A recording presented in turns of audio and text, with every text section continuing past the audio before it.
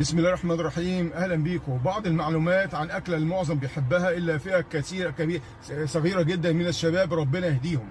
هي هذه الاكله مفيده جدا لجميع الاعمار، الكبار والصغار والاطفال وكبار السن والحوامل والمرضعات، وبيتقال فيها اشعار.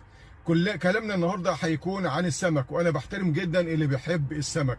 ليه بقى التمجيد ده كله للسمك؟ تعالوا نشوفوا الفوائد العديدة اللي بيساهم تناول السمك فيها بانتظام من الوقاية من العديد من الأمراض الخطيرة جدا. أولا السمك هو مصدر مناسب للبروتينات عالية الجودة رخيصة الثمن.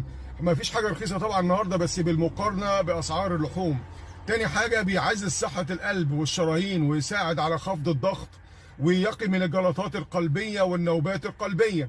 ثالث حاجة، السمك مصدر للدهون الصحية ويساهم في خفض الدهون الثلاثية. رابع حاجة، السمك بيعزز صحة الأعصاب والدماغ ويقي من الاكتئاب.